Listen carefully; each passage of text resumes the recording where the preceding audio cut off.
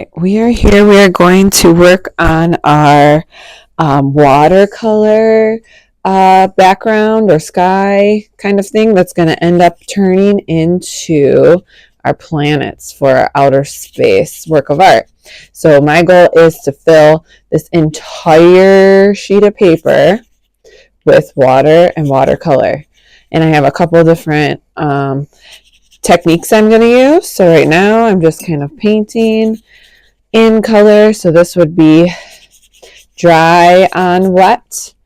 If I get the paper really wet first and then I add my watercolor, that's called wet on wet. I can see how it blends and bleeds kind of next to each other, and you can see how it doesn't do that when the paper's dry. So I'm going to work kind of quickly here, filling it all in with color. Okay, the more paint I have on my brush, the darker my paint will be. The more water I add, the lighter the color becomes of the watercolor. And I have a couple other techniques I want to show you too. So I have some salt here that I'm going to make sure my paper is very wet, almost like a puddle. If it's not wet, the salt won't stick and won't create this really cool texture. So I can just take a pinch of it and sprinkle it around. But again, see where it's dry, it's not really doing anything or sticking. It has to be really wet in order for it to work. I'm going to come around. I like using colors that are close to each other or next to each other on the color wheel. The way I have them set up here is that they're kind of in order how you would see them next to each other on the color wheel. So I'm trying to keep kind of light colors near each other, but I'm going to work into my warmer colors now because I do want a variety of these colors because they are going to then be cut up into circles to create my planets, which I want lots of variety. Variety means just lots of different colors, right? Not all one color.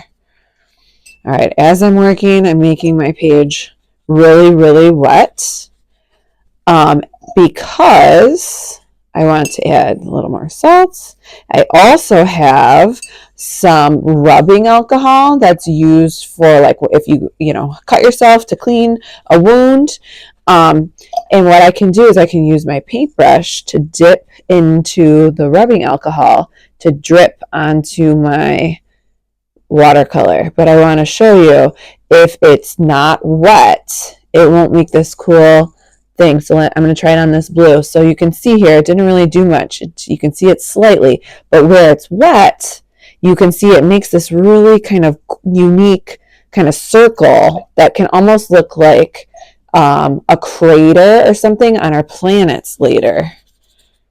So, but again, it has to be wet. If you are trying to put your rubbing alcohol on a dry spot, it's not going to work. So I'm just kind of working quickly here to fill my whole page up. Again, keeping those kind of like colors together. Green next to my yellow, which then kind of went into my orange.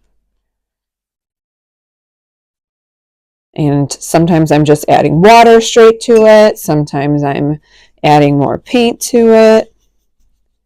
So my goal is to fill in this whole paper with these cool different techniques. Again, I can sprinkle some salts, and then I can do some more of this rubbing alcohol, which ends up looking really interesting, which I think will look pretty cool. Again, see, not very wet up there, but wet right here. Making sure my brush is clean, kind of adding these different craters to what will become my cool planets. All right, I can definitely see too over here it's starting to dry. I might want to come in now where it's a little bit drier and add some little dots of color just to see where that wet area will take it. So later on, when I cut these up to make a collage, I'm going to have some really interesting colors and color combinations. So you can see how that's kind of, because it's already wet, it's blending and kind of bleeding around. I can even do it around my salts.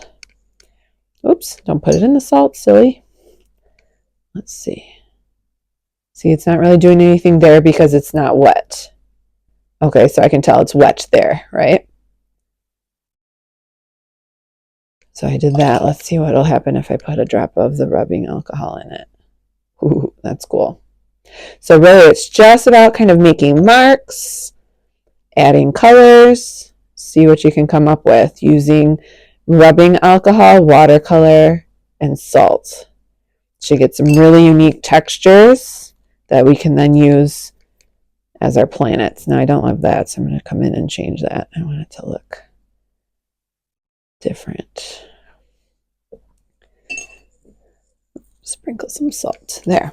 All right, so I can't wait to see what this looks like when it dries, and then I can use some circle tracers to get some really interesting planets.